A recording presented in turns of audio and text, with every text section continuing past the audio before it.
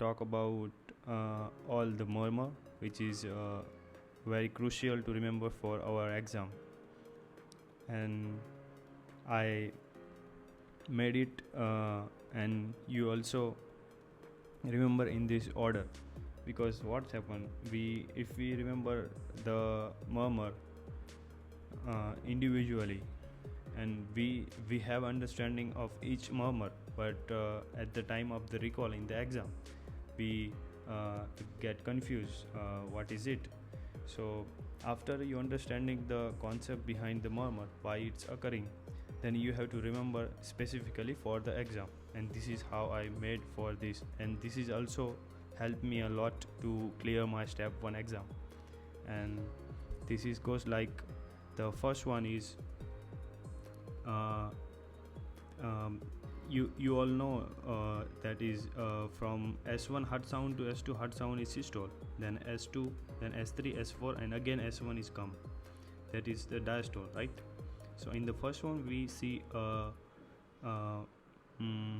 mid diastolic murmur, or let's say you have a murmur after the opening snaps, which is a delayed diastolic murmur with accentuation, and this is also called as a Carey-Combs murmur and seen in the mitral stenosis associated with rheumatic heart disease.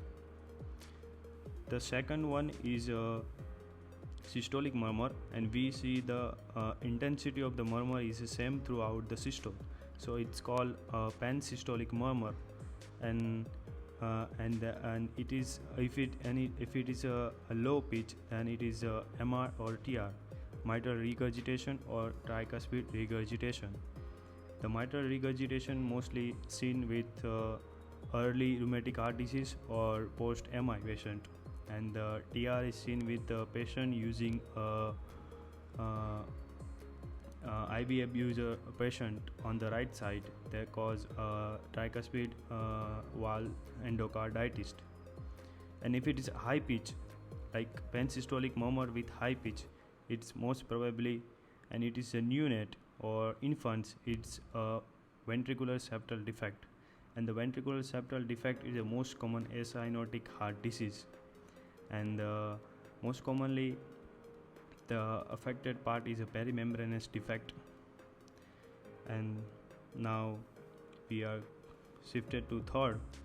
In third we are see it's also a systolic murmur, and in which we see there is a ascendo, discrendo, and intensity, which is also called as a ejection systolic murmur, and it is seen with aortic stenosis.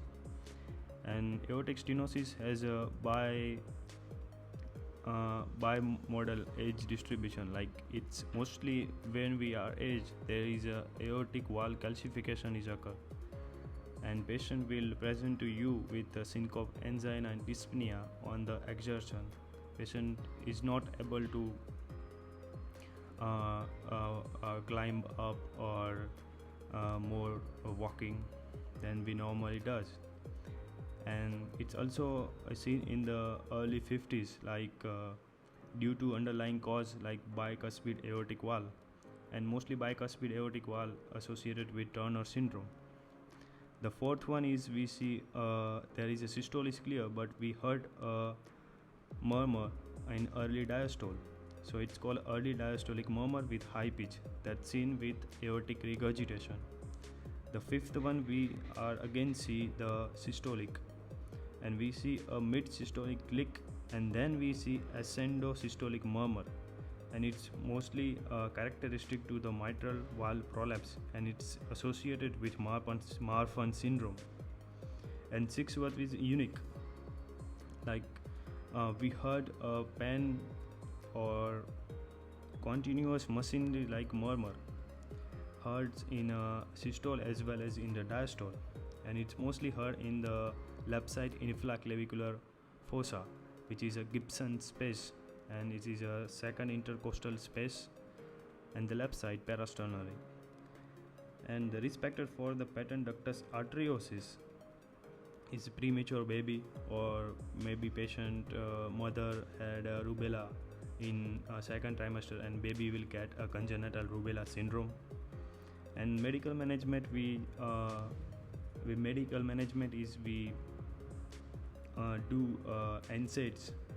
Why we do NSAIDs? To close the patent ductus arteriosus, because in the prenatal life the ductus arteriosus is get open due to low oxygen saturation and the PGE2, which is formed by the body, which is a prostaglandins, which make the patent ductus which make the ductus arteriosus open.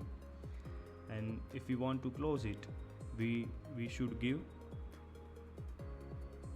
NSAIDs like ibuprofen and indomethacin. And then after baby is stable, we do a surgical ligation of the patent ductus arteriosus. And here we see I box it 2 in the blue, 3 in the red, and 1 in the black, because black is unique. We heard the murmur during the systole as well as diastole, so it is a patent ductus arteriosus. Then we have a 2 box in the blue, which is both are systolic, both are diastolic. Delayed diastolic murmur with accentuation, which is a mitral stenosis, or early diastolic murmur, it is a aortic regurgitation. Then we have a 3 box in the red, which is show you a systolic murmur. We have pan systolic murmur. Then we have a ejection systolic murmur, and mid systole is click with ascendosystolic murmur. So how you remember? So this is the way you will remember, and try to make repeat this like 1 to 2 days, or whenever you got wrong question while solving the MCQs, and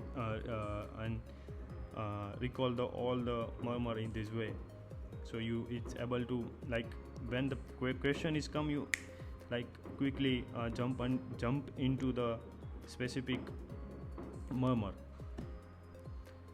Okay, that's it, and thank you for listening, and have a nice day.